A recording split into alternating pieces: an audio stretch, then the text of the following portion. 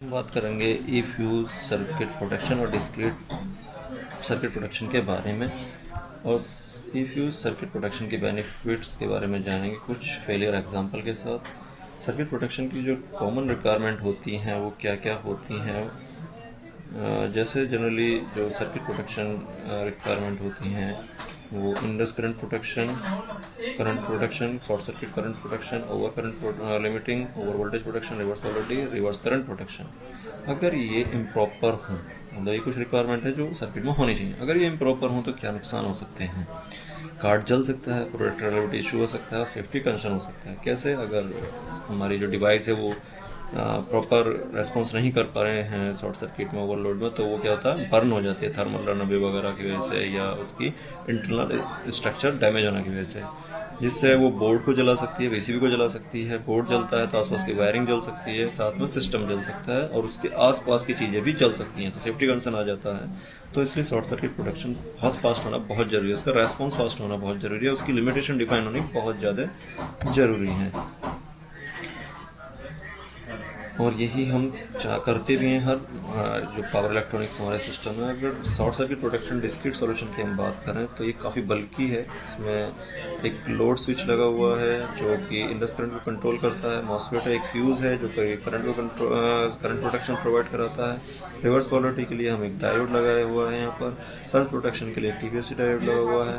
Over current protection के लिए हम शंट से ओवर करंट प्रोटेक्शन प्रोवाइड कराते हैं ओपैम्प के थ्रू।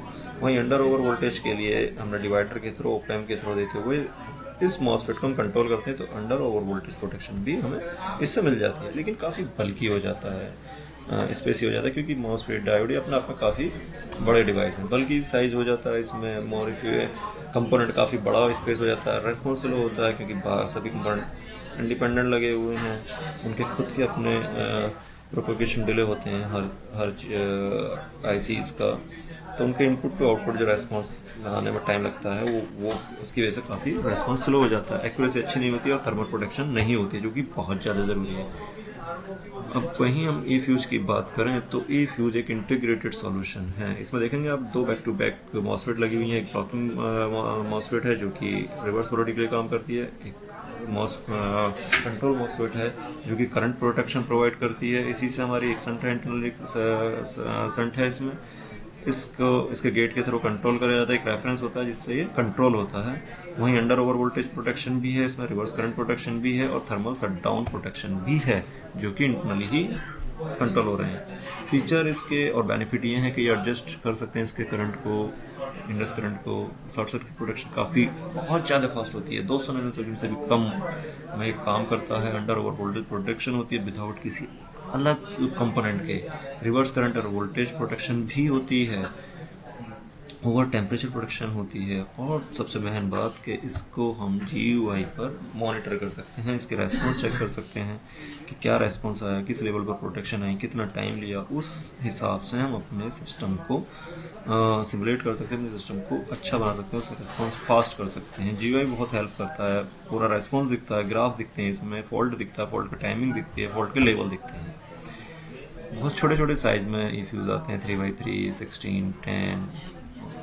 अगर हम एक किसी स्पेसिफिकेशन ले लें ये, और उस स्पेसिफिकेशन से हम दोनों का कंपैरिजन करें, तो आप पाएंगे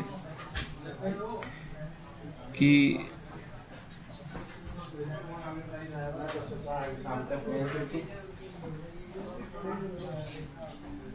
आप ये पाएंगे कि डिस्क्रीट में 19 कंपोनेंट हैं, और 19 कंपोनेंट काफ़ी बल्कि साइज हो जाता है।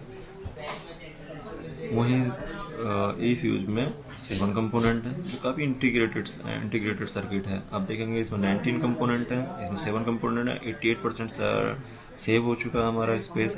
100 mm² का एरिया ले रहा है डिस्क्रीट सोल्यूशन, और ई फ्यूज सोल्यूशन 12 mm² का एरिया ले रहा है। पावर लॉस 488 मिलीवाट हो रहे हैं इसमें, और इसमें आप देखेंगे ई फ्यूज सोल्यूशन में 42 मिलीवाट का इसमें लॉसेस हो रहे हैं। तो ई फ्यूज सोल्यूशन अभी ईवी के सेक्टर में बहुत इम्पोर्टेंट है। ईवी के सेक्टर में हम ज़्यादातर यही यूज़ करते हैं जहाँ कॉम्पैक्ट साइज की ज़रूरत है, और एडवांस टेक्नोलॉजी में ई फ्यूज़ का ही यूज़ हो रहा है। Thank you.